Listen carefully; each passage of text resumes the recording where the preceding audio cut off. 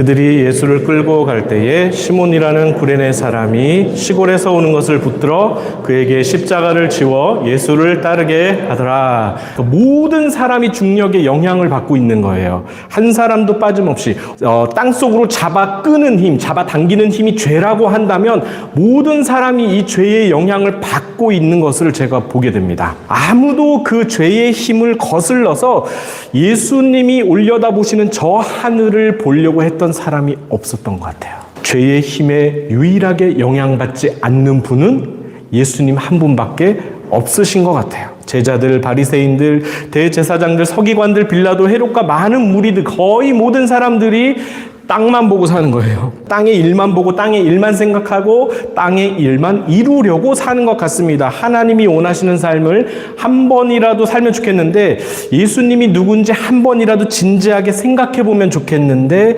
아무 관심이 없는 것을 우리가 성경을 볼 때마다 확인합니다. 저도 그래요. 저도 계속 이 시선이 자꾸 위를 보는 게 아니라 날씨가 이렇게 맑아도요, 자꾸 이렇게 처지더라고요. 마음도 처지고 이게 자꾸 처지는 이유가 뭔지 모르겠어요. 지금 분석하고 있습니다. 한 가지, 그러나 희망이 있다면 우리가 주중에 모임을 하고 예배를 드리는 것입니다. 어떤 분은 이 땅의 일을 그치고 이곳에 오는 거예요. 참석하겠다고 연락을 주시는 분도 계시고, 어떤 분은 가장 멀리서 오시는데 감기가 걸려도 꼭 오시면서 웃으면서 들어오세요. 최소 일주일에 2번은 이 땅을 지배하는 중력을 거슬러서 내 몸과 마음을 말씀 안으로 가지고 들어오는 것은 여러분 정말 계단을 뛰어 올라가는 것처럼 결코 쉽지가 않습니다. 결코 쉽지가 않습니다. 제가 잘 압니다. 여러분들의 마음을. 바쁜 세상 속에서 사시다가 여기에 오신다는 것 자체가 정말 중력을 거스르는 것처럼 힘든 일이라는 걸 저도 알겠습니다. 그런데 그래도 오시는 분들이 계시고 주일 예배를 함께 드리시는 분들이 계시니까 저도 한 번이라도 더 기도하고 한 번이라도 더 성경을 보려고 합니다. 그래서 저는 이런 생각이 들어요. 말씀을 읽는 공동체가 희망이 있다. 말씀을 사랑하는 공동체가 끝까지 하나님께 충성할 수 있다라고 생각이 듭니다. 여러분 지금 잘하고 계시고요. 잘 되기를 계속 기도할 거고요. 더욱더 잘 되실 것입니다. 네, 2분, 3분만 잘 되는 건가요? 네, 좀 기대했는데 오늘 놀러 갈 생각만 지금 가득, 야유의 생각, 유해, 하루 종일 유해 생각. 1세기의 유대인의 눈으로 예수님을 조명한 책이 최근에 나왔는데, 예수님이 제자를 부르실 때 베드로에게도 나타나셨죠. 그런데 베드로가 밤을 새워 고기를 잡았지만 그날따라 허탕이었는지 아니면 그날도 허탕이었는지 모르겠어요. 그런데 갈릴리 호수에서 잔뼈가 굵은 이 전문업인 베드로도 빈 그물로 돌아온 거예요. 그런데 예수라는 청년이 갑자기 나타나서 배 오른편에 그물을 던져봐라. 지금 조업 끝났는데 밤새 못 잡았는데 오른쪽에 던져보라는 거예요. 그때 베드로가 이렇게 얘기합니다. 말씀에 의지하여 그물을 내려보겠습니다. 그물이 찢어지도록 잡히죠. 베드로가 의외의 반응을 합니다. 주여, 나를 떠나소서, 나는 죄인입니다. 왜 이렇게 반응했을까요? 고마워해야 하는 거 아닐까요? 주님 나랑 동업합시다. 예수님 나랑 동업합시다라고 해야 되는 거 아닌가요? 아니면 한 번만 더 포인트를 알려주십시오. 낚시하시는 분들은 잘 아실 거 아니에요. 포인트를 한 번만 더 알려주십시오. 제가 공치지 않게. 베드로가 잡던 고기는 우리가 알던 그 베드로 고기 맞아요. 필라피아래요. 갈릴리 역돔이래요. 현지 식당 가면 통째로 기름에 튀겨서 레몬즙을 뿌려 먹는데요. 이 고기는 어미가 입 안에서 알과 새끼를 품고 있대요. 그리고 보호한대요. 그래서 예수님이 마태복음 17장에서 가버나움에 도착했을 때 성전세를 걷는 사람들이 너희들도 성전 세금을 내라 라고 얘기하니까 예수님이 베드로에게 이렇게 이상한 말을 하십니다. 바다에 가서 낚시를 던져 먼저 올라오는 고기를 잡으라. 입을 열면 한 세계를 얻을 것이니 가져다가 너와 나를 위하여 주라. 그 고기가 이 필라티아를 이야기한 거라고 학자들은 해석합니다. 네, 입안에 동전을 물고 있는 모습과 비슷한 고기라서 그런 것 같아요. 어쨌든 그 일로 베드로 고기가 됐다고 합니다. 그 일로 인해서 나중에 부활하신 예수님이 갈릴리 해변에서 조반을 이렇게 차리고 조식을 차려놓고 생선을 굽는데 그 생선도 이 필라티아라는 썰이 있습니다. 가장 많이 잡힌대요. 이 고기는 어두운 밤에만 잡힌대요. 어두운 밤에만 잡아야 한대요. 물고기 시력이 좋아서가 아니고요. 그물 때문입니다. 옛날에 쓰던 그물은 요즘처럼 투명색 그물이 아니래요.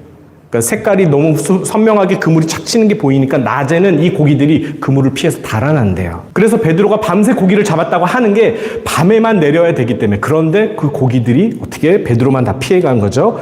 그런데 예수님이 대낮에 던지라고 하는 거예요. 이제 밤이 다 샜는데 대낮에 던지라고 하니까 베드로가 볼 때는 말이 안 되는 거예요. 대낮에 찢어지게 잡힌 겁니다. 이거는 있을 수 없는 일이래요. 베드로가 놀랐습니다. 그리고 무서움을 느꼈어요. 예수님은 이 세상 사람이 아니다라는 어떤 신적인 느낌, 평생 그렇게 대낮에 잡아본 적이 없었을 거예요. 그러니까 그 권위가 느껴지니까 순간적으로 자기의 죄스러움이, 자기의 누추함과 천박함이 보이는 거죠. 그래서 나를 떠나소서 했을 가능성이 있습니다. 그런데요, 이거보다 더 놀라운 것은 예수님이 등장한 타이밍이에요. 베드로가 가장 절망했을 때, 가장 실패했을 때, 바닥을 쳤을 때, 전문가면 뭐합니까? 전문가도 안 될 때가 있는 거예요. 내일 일이 다 그렇습니다.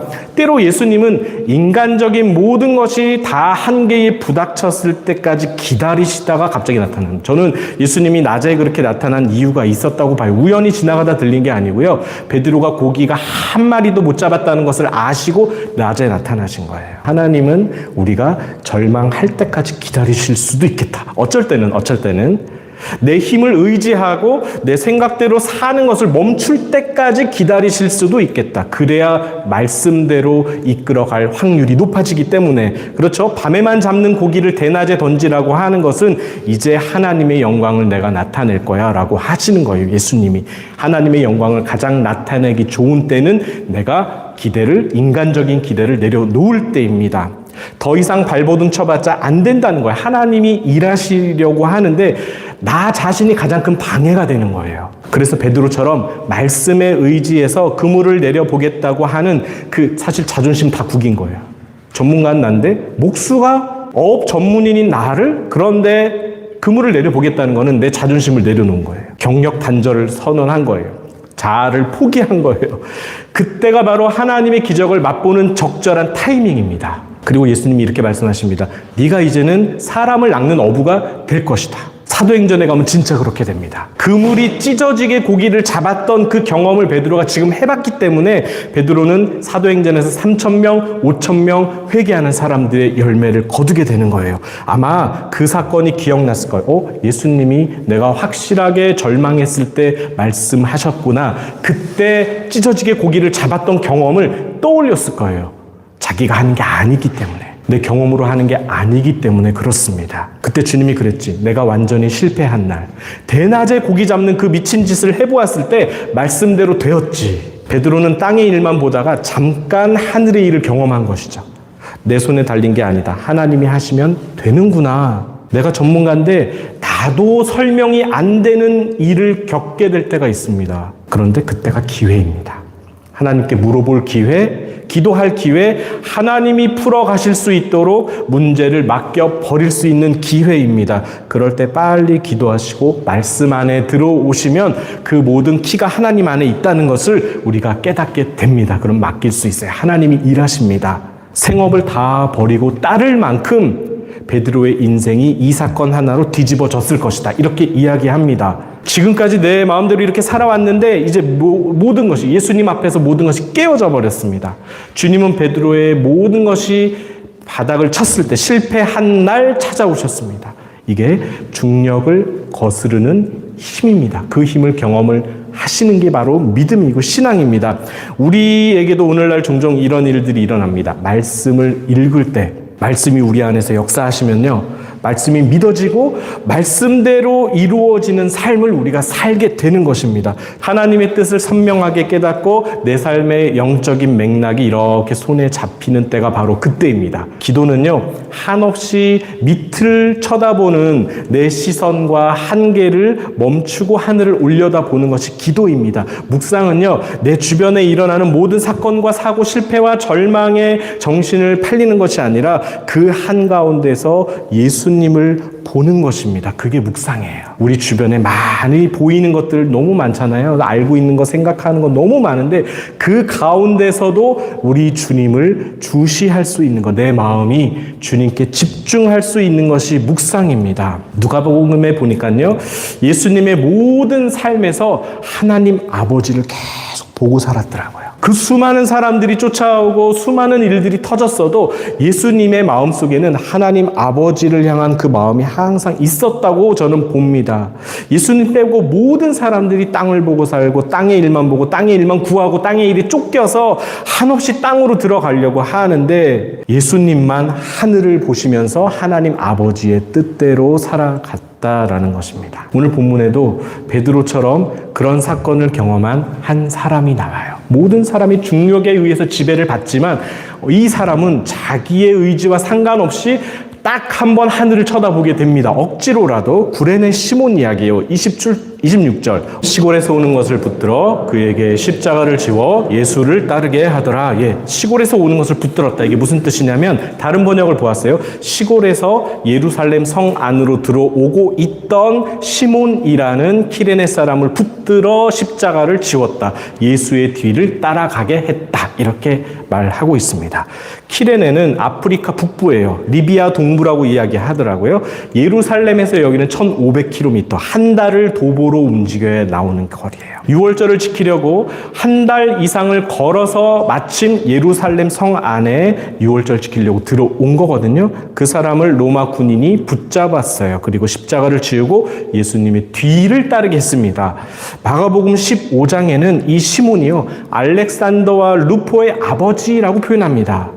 마가는 이 시몬의 두 아들을 이미 알고 있었고 또 마가복음을 읽던 교회들이 이 알렉산더와 루포를 알고 있었던 것 같아요. 그러니까 소개해주는 그 시몬이 말이야 우리가 아는 알렉산더와 루포의 아버지였어 라고 이야기하는 겁니다.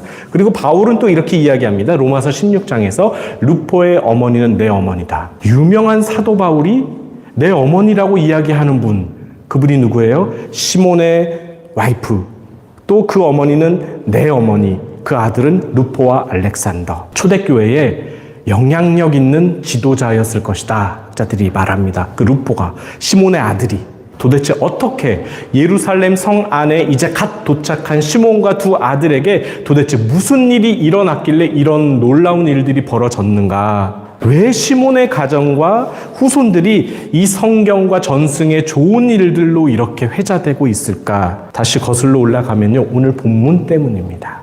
시몬과 예수님의 만남이 있었던 거예요. 뭔 일이 있었던 거예요. 미국의 복음 성가입니다. 종종 많이 틀어줘요, 교회에서. 그런데 그 이야기를 서사로 만들었어요. 억지로 십자가를 진 시몬의 감정과 시선에서 그 노래를 쫙 풀어갑니다. 가사 중간에 마침 예루살렘에 도착해서 억지로 예수님이 십자가를 지는 그 장면 이후를 제가 소개시켜 드리려고 해요. 그게 오늘 설교의 제목입니다. 어린 양을 보라. Watch the Lamb of God 이렇게 돼 있어요. 혹시 비아돌로로사 걸어보신 분 계세요? 이스라엘 성지순례 가서 그러니까 십자가를 지는 그 로마 죄수들이 십자가를 지고 재판장에서 골고다 언덕까지 올라가는 700m의 길을 얘기하거든요. 우린 예루살렘에 도착했어. 그런데 무엇인가 잘못되었지. 즐거운 노래와 기뻐하는 사람들도 보이지 않았네. 원래 6월절 축제는 엄청나게 즐거운 일이었어요. 이스라엘 민족이 가장 중요하게 지키는 절기였기 때문에 온 도시가 축제였을 것입니다. 아이들과 함께 서 있는 곳이 환한 무리 가운데였지. 그들이 크게 소리치는 소리는 그를 십자가에 못 박아라. 우린 그것을 나오려고 했으나 벗어날 수 없었어. 강포한 이 드라마에서 우리는 한 부분이 되면 안 돼. 왜 이날 사람을 죽이는 재판에 우리가 오게 된 거야? 왜 이곳에 우리는 서 있었을까? 그들이 곧 지나갈 텐데. 나는 보고 말했지. 그들이 지금 오고 있다. 이 예수님이 십자가를 지고 주변의 성난 군중들이 예수님을 막 욕하면서 오고 있는 장면을 시몬이 보고 있는 겁니다. 첫째 사람은 자비를 구하며 외쳤네. 사람들은 반응이 없었지. 둘째 사람은 아주 포악했어. 그는 거만하고 시끄러웠지. 아직 그의 화난 소리가 들릴 정도야. 나는 내 눈을 믿을 수 없었어. 한 사람이 무참히 상해서 겨우 살아있었지. 예수님의 상태를 묘사하는 거예요. 이마에 가시 면류관 때문에 피가 온몸에 흐르고 있었어요. 여러분 옛날 영화 보시면 아시지만 예수님 그 면류관, 네가 유대인의 왕이냐, 그 왕이 쓰는 면류관을 가시로 만들었는데 가시의 길이가 이 정도 돼요. 그 가시로 이렇게 촘촘하게 엮어서 머리에 누르는 거예요. 그러니까 그 가시가 머리를 파고드는 거죠. 그러니까 피가 흐를 수밖에 없어요.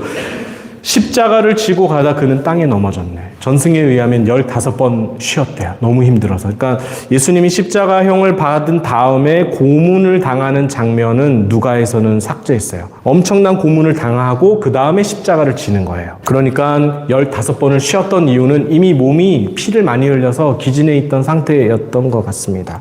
나는 그의 분투를 지켜보았네. 그가 쓰러지는 것도 보았네. 십자가가 그의 등 뒤에서 떨어져 버렸네. 군중은 다시 소리쳤지. 그 순간 나는 고민했고 그 순간 나는 상실감을 느꼈어. 그때 로마 병사가 나의 팔을 당기며 소리쳤어. 너 십자가를 져! 라고 했다. 순간 나는 저항했지만 그의 손이 칼로 향하는 것을 보며 무릎을 꿇고 그의 십자가를 받았어. 내 어깨에 그것을 메었고 거리를 내려가기 시작했어. 그의 피 묻은 십자가에서 피가 나의 볼로 흘러내렸지. 그들은 골고다로 데려가 그의 손과 발을 못을 박았지. 나는 십자가에서 그의 기도를 들었네. 아버지, 그들을 용서하소서. 나는 그런 사랑의 눈을 이전에 결코 본 적이 없었어. 내 영혼을 아버지 손에 맡깁니다. 그는 기도하고 숨을 거두었네. 나는 서 있는 시간이 길게만 느껴졌네. 마치 시간이 멈춘 듯이. 그때 작은 손이 내 손을 잡는 것을 느꼈고 내 아들이 서서 울고 있었지. 큰아들이 말하기를 아버지 용서하세요. 양을 잃어버렸어요. 이게 무슨 뜻이냐면요. 성지순례를 할 때 디아스포라 유대인들은 예루살렘에 살지 않는 멀리 사는 유대인들은 흠없는 어린 양을 이렇게 끌고 옵니다. 사가지고 멀리서 준비해서 아이들과 함께 데리고 오는 거였어요. 근데 그 어린 양을 잘 지켜라 아빠가 얘기했는데 두 아들 중에 큰 아들이 그 어린 양을 잃어버린 거예요. 그 군중 때문에. 그리고 아빠는 십자가를 억지로 졌으니까 아이들과 흩어졌겠죠. 그래서 아빠 내가 양을 잃어버렸어요 라고 얘기하는 거예요. 그리고 이 아이들이 예수님의 십자가 달린 모습까지 보게 됩니다. 그러면서 이렇게 이야기합니다. 시몬에게 아빠 우리가 본 것은 무엇이죠? 이런 일은 이해할 수가 없어요. 그때 시몬이 이렇게 얘기합니다. 나는 두 아들을 내 팔에 안고 돌아서며 십자가를 가리켰네. 그리고 말했어. 아들아 저 어린 양을 보아라. 우리가 잃어버린 건 실제로 제사에 바칠 어린 양이지만 그 양이 저기 내달려 있다라고 하는 것입니다. 이 드라마적 요소가 들어있긴 해요.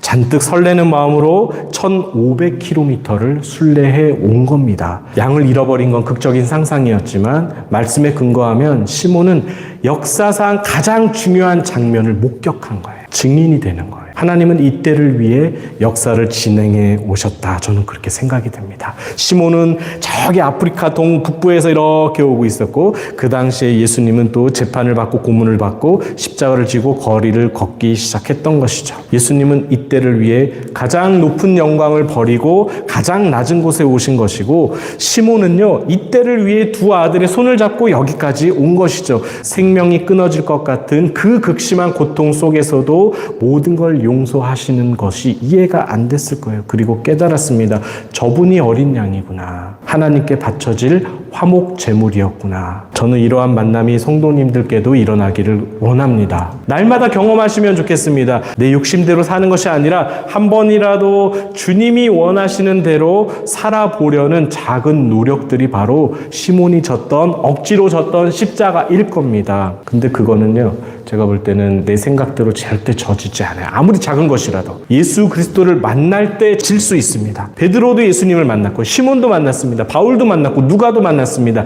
이 만남 없이 예수님을 따르려니까 신앙생활이 아니라 종교적 의무가 되는 것이죠. 자유를 잃어버리게 되는 것이에요. 이 땅에 매여 사는 것입니다. 오늘 시몬이 그 경험을 한 것 같아요. 억지로 졌다.